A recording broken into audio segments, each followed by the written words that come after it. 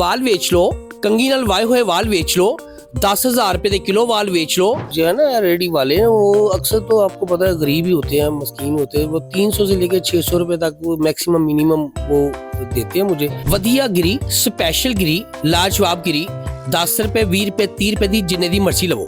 क्यों मुझसे शर्माए, कैसे मुझे तड़पाए, प्यार भरे दो शर्मीले नैन।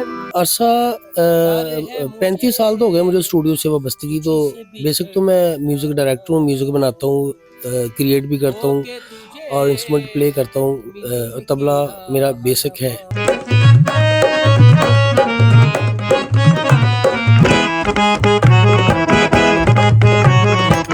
अस्सलामुअलैकुम नाजरीन, मैं हूं फैज़ान खालिद और आप देख रहे हैं न्यूज़ अलर्ट। नाजरीन, वो आवाज़ें जो हमारे कानों में गूंजती है, गली मोहल्लों चौराहों और हर रेडी बान के ऊपर जो आवाज़ें सुनाई देती हैं, जो हमें अपनी तरफ मुतवज्जा करती हैं, जिसमें कच्ची गिरी, नारियल गिरी और इस तरह की जो आवाज़ें हैं, उनका खालिक कौन है? कभी आपने ये सोचा है कि ये आवाज़ें हमें रोज़मर्रा की ज़िंदगी में सुनने को तो मिलती हैं, लेकिन ये बनाता कौन है? जी नाज़रीन, इस वक्त हम मौजूद है फैसलाबाद के इलाका नवाबावाला में, जहाँ पर हमारे साथ मौजूद हैं जुल्फ़ी साहब, जो कि ये आवाज़ें बनाते हैं। ये उन आवाज़ों के खालिक है जो हम रोज़ सुनते हैं। इनसे जानते हैं वो ये अपने क्लाइंट से कितने पैसे लेते हैं, क्योंकि हमने अमूमन सुना है जो ऑडियो आर्टिस्ट हैं वो हज़ारों रुपए लेते हैं अपने क्लाइंट से, लेकिन इनके ग्राहक तो कोई रेडी बहन है, कोई छली बेचने वाला है, कोई नारियल बेचने वाला है। आइए मुकम्मल गुफ्तगू इन्हीं से करते हैं। अस्सलाम वालेकुम जी। वालेकुम सलाम जी। जुल्फ़ी साहब कैसे हैं आप? शुक्र है जी अल्लाह का। तो जुल्फ़ी साहब बताइएगा कि हम ये सोचते हैं कि जो ऑडियो रिकॉर्डिंग करती हैं, एडवर्टाइजमेंट करते हैं, वो लाखों रुपए में पैसे लेते हैं, लेकिन आप तो क्लाइंट तो मतलब कोई रेडी बान है, कोई मतलब नारियल बेचता है, कोई बल्ब बेचता है, तो कितने पैसे लेते हैं? सबसे पहले तो न्यूज़ अलर्ट का मैं मशकूर हूँ जिन्होंने मुझे बात करने का मौका दिया है, और आपकी बहुत मेहरबानी कि आप मेरे गरीब खाने पे तशरीफ़ लाएँ। जो है ना रेडी वाले हैं वो अक्सर तो आपको पता है गरीब ही होते हैं, मस्कीन होते हैं। वो 300 से लेकर 600 रुपए तक वो मैक्सिमम मिनिमम वो देते हैं मुझे।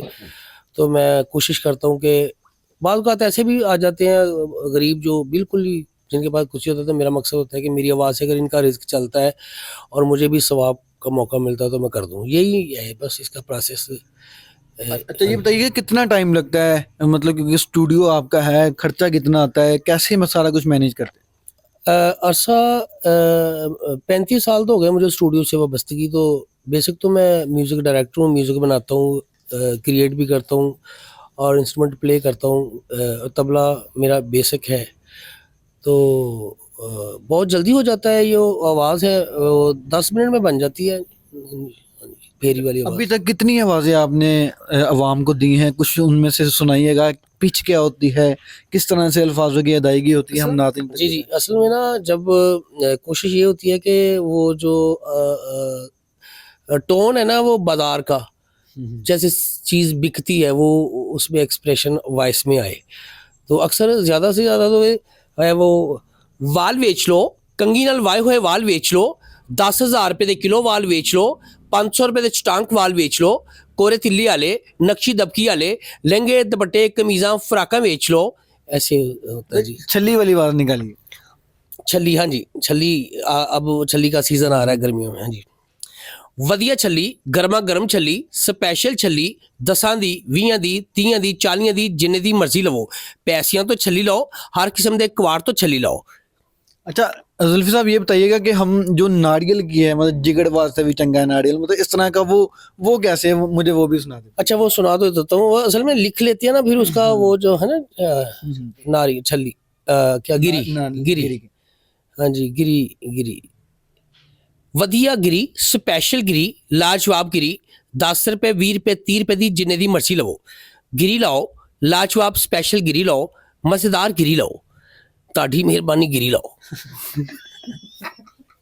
अच्छा जुल्फ़ी साहब ये बताइएगा फैसलाबाद में जो मट्टी है वो बड़ी ज़रखेज़ है, इसने इतने बड़े बड़े नाम दिए हमें गुलकारों में, आपका फेवरेट कौन है? किससे आप मतलब वो उस्ताद समझते हैं आप? आपने मुझे इंतहाई सीरियस कर दिया है और मैंने न्यूज़ अलर्ट का इसलिए शुक्रिया अदा किया कि आज आपने जो मुझसे बातें की हैं वो सर माथे पे आपके चैनल के लिए। लेकिन इस इंटरव्यू का जो मेन मकसद है वो आज मुझे मौका मिला कि मेरी दिल में, मेरे सोच में, मेरे जहन में एक ऐसी शख्सियत है जो ना सिर्फ फैसलाबाद पाकिस्तान बल्कि वर्ल्ड में भी उनको जांचा पड़ताला जाए तो वो एक ही शख्सियत बनती है, जनाब उस्ताद नज़ाकत अली साहब, जिनके पास बैठ के हमें पता चला है कि ट्यून कैसे बनाते हैं, रिदम का उसके साथ सिंक कैसे करते हैं, और ऐसी ऐसी उनमें क्वालिटीज़ हैं कि उनके अलावा मुझे किसी के पास बैठने का मज़ा नहीं आया।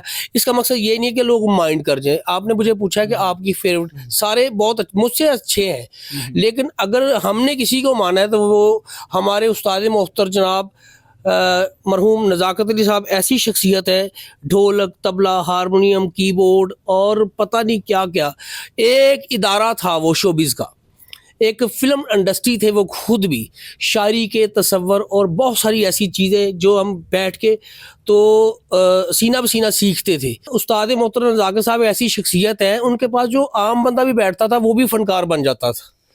तो मैं जनाब बहुत मशकूर हूँ।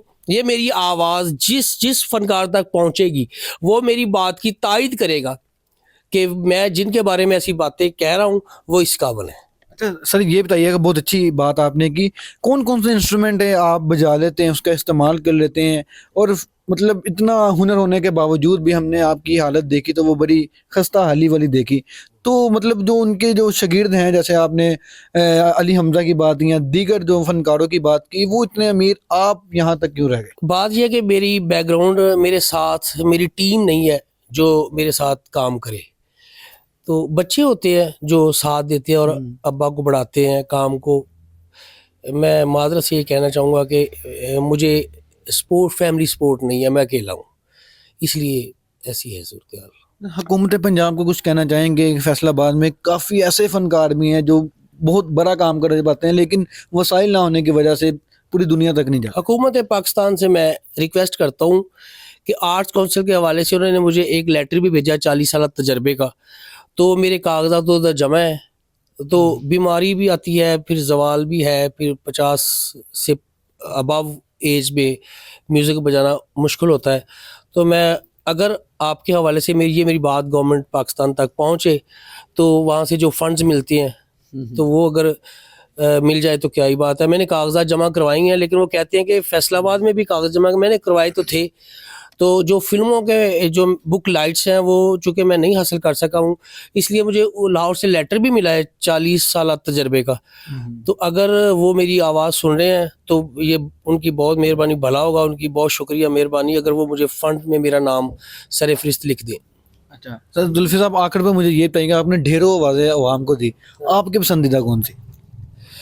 मैं एक बात बताऊं, जो सुर का काम है ना उसमें फेरी तो है हमारा रोज़गार, रोटी रोज़ी, लेकिन सुर से ज़्यादा कोई चीज़ अच्छी नहीं होती।